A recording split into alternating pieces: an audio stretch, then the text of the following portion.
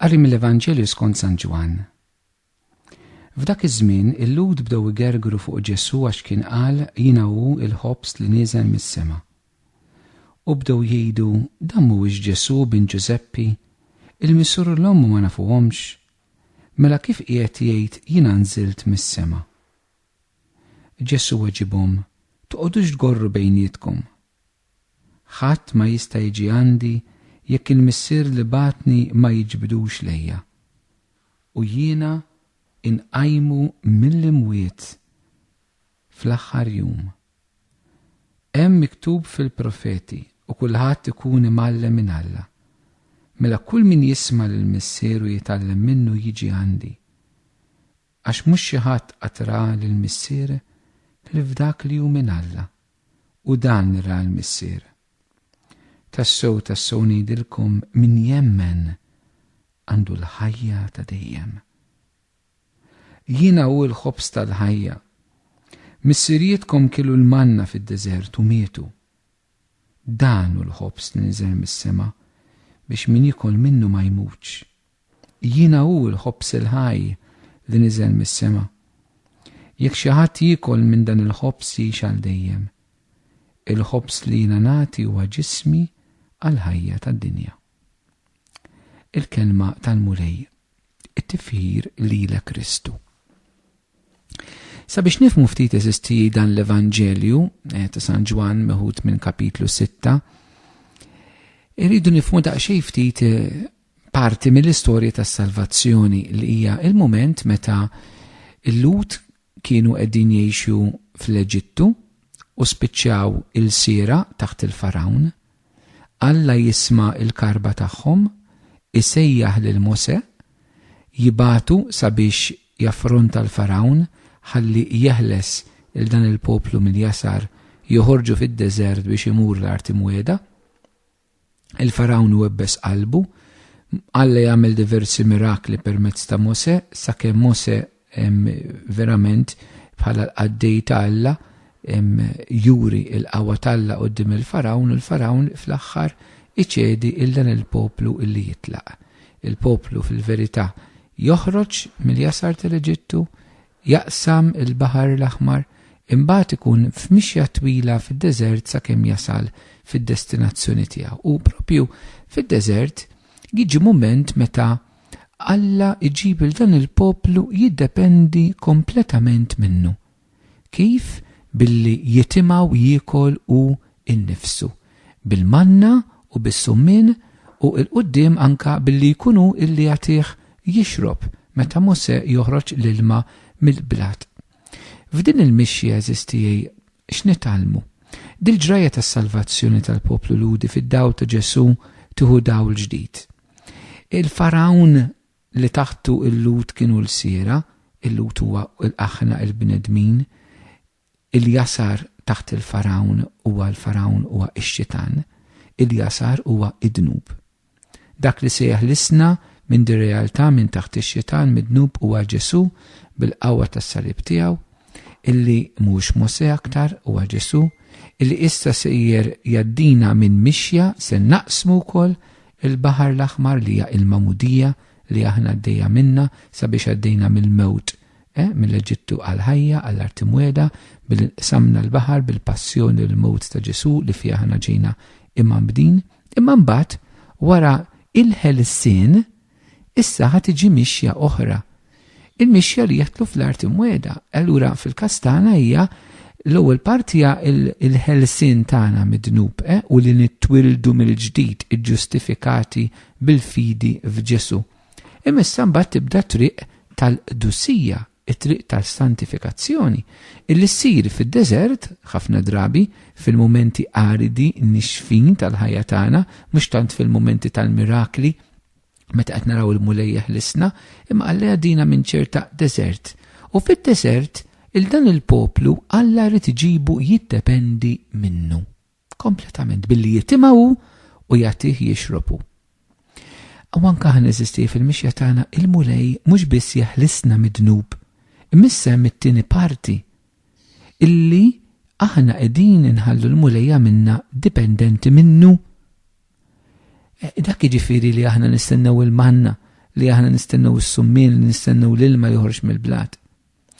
U fit-Testament il-ġdid id-dipendenza totali fuq Alla hija d-dipendenza totali fuq Ġesu, sal-punt li Ġesu nnifsu jsir il-manna vera tagħna issa, l-Ewkaristija mqazza.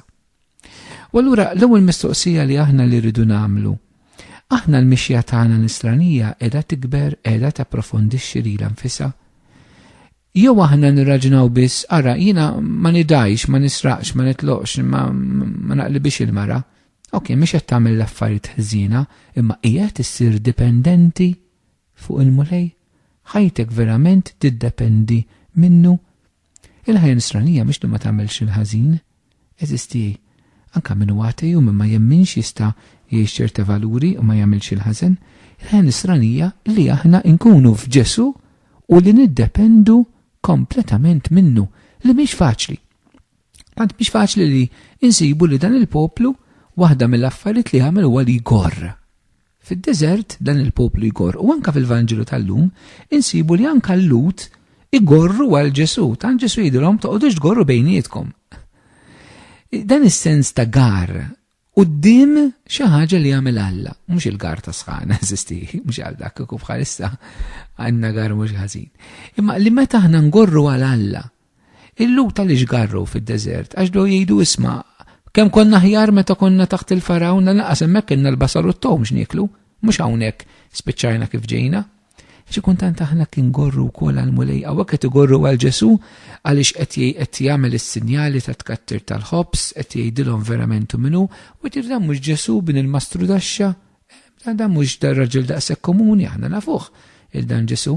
Ċi ara għaliex fit-Testament il-Qadim garrew quddiem dak li Alla kien qed jagħmel ukoll. U issa wkoll igorru l-Lut quddiem dak li Alla kien qed jagħmel, li Alla sar bniedem. Qed igorru għal Alla. U aħna rridu naraw ftit jekk aħna ħniex ingorru għal Alla eżistijej. Jekk aħniex ingorru ngħidu lej mhux ġust, mhux fair x'qed jiġri fil-ħajja tiegħi, aħjar minn ma mhux il-qudies, aħjar min jagħmel il-ħażin għax kollox imurlu tajjeb, u jien qed nipprova nagħix ħajja tajba jiena nimrat u li di mirdu it-tifla tiegħi kellha tissepara, jien qed jiġri fuq ix-xogħol dal-affarijiet hekk noħduha kontra Alla nkorru. In-nisrani eżistijej u msejjaħ li jagħmel il-maqlub tal-gar. Il-maqlub tal-gar mhux li ma tgorx. Il-maqlub tal-gar fil-kelma tal-Alla huwa li inti tfaħħar l-Alla. U allura aħna quddiem li mejjel tal-Alla fil-ħajja tagħna.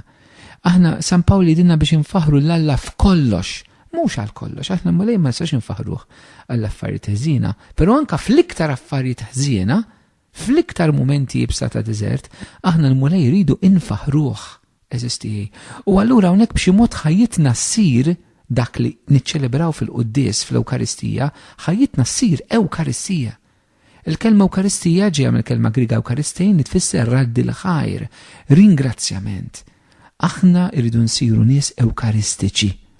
Nies Ewkaristiċi mhux neċessarjament nies li qegħdin iħin kollu quddiem Ġesu sagramentat, jalla ikollna din l-opportunità u iktar minna, imma nies Ewkaristiċi fis-sens li aħna nsiru nies li infaħru lill-mulej. L-ħaġa rridu nitalmu s-sistem l-ewwel ħaġa dal-Vanġelu li ma ngorrux quddiem Alla ma l-infaħruh u li niddependu kompletament minnu. Tinsewx, 1, id-dipendenza fuq Ġesu, il-ħobs tal-ħajja tagħna, 2, illi aħna ma ngorrux imma illi infaħru lill-mulej. It-tielet ħaġa sistej hija il-frott ta' tqarbin. Ġesu jgħidilna li huwa tassew l-ikel tagħna. U wieħed mill-frott ta' tqarbin hawnhekk għax hemm ħafna frott ta' tqarbin ma nifqu mal-Vanġelu huwa li jkollna il-ħajja ta' dejjem. Li min jiekol ġisem Ġesu u jixrob ġem Ġesu għandu l-ħajja ta' dejjem. X'qed jgħid il-ħajja ta' dejjem? Qed jgħid jiġifieri l-ruħ tagħna tibqa' ħajja wara li mmutu, mhux għal dak qed jgħid dak kulħadd anke min ma jemminx. Ir-ruħ tagħna hija immortali ma tmutx. Mhux għalina l-insara biss, kull bniedem ir-ruħ tiegħu ma tmutx anke min jitlef ħajtu fl-infern ir-ruħ tiegħu hija dejjem.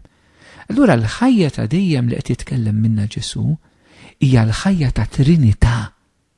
Li nkunu maqudin ħaġa waħda mal-Missier, mal-Iben u mal-Ispirtu Santu u ma' daw kollha li huma parti mill-Knisja. Hemmhekk fil-ħajja ta' dejjem hija l-milja tas-sagrament tal-kmandament tal-imħabba.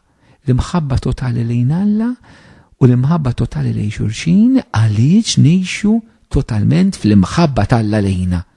Din hija l-ħajja ta' dejjem. Li inti jkollok sem mill-ħajja ta' Trinità qaddisa li hija l-ħajja tal-imħabba, l-imħabba perfetta. Sa Ġesu qed jgħidilna illi aħna jekk nirċevuh, allura jekk nemmnu fih biex tirċev il-Ġesu titemmen fih l-ewwel. Jekk aħna nemmnu f'Ġesu u aħna nirċievu lil Ġesu fl-Ewkaristija, Ġesu qed jgħidilna li se jdaħħalna, se jagħtina sem mill-ħajja ta' dejjem, mill-ħajja ta' Alla nnifsu. U din ma tibdiex wara l-mewt, il-ħajja ta' Alla nnifsu tibda issa. Meta aħna nirċievu l-Ġesu, is-saltna ta' Alla tiġi ġewwa fina. U meta s-saltna ta' Alla tiġi ġewwa fina, il-mulej jibda jsaltan fina. U meta jibda jsaltan fina, jibda jkollna l-ħajja u l-ħajja bil-kotra. Il-ħajja tal-imħabba, l-ħajja tal-Ispirtu Santu, allura fina jibda jkollna l-frott tal-Ispirtu Qaddis.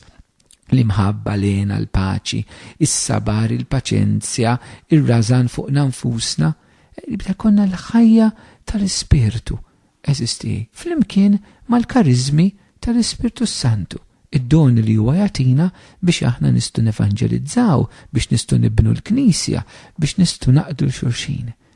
Verament eżistijaj Ġesu u l-Missieru l-Ispirtu Santu jiġu jagħmlu fina. Meta aħna nilqgħu il-Ġesu miegħu jiġi l-Missier u l-Ispirtu Qaddis. Din hija l-ħajja ta' dejjem, il-ħajja ta' Trinità li neħtlu fiha permezz ta' tqarbin. Mela f'dal-Vanġelu ma ninsewx l-ewwel talima li nieħdu hija li rridu niddependu kompletament minn Ġesu. It-tieni li ma ngorrux imma li nfaħru l-Alla f'dak li huwa jagħmel f'ħajjitna, u t-tielet li bitqarbin imqaddes aħna jkollna sem minn dil-ħajja tat Trinità ġewwa fina.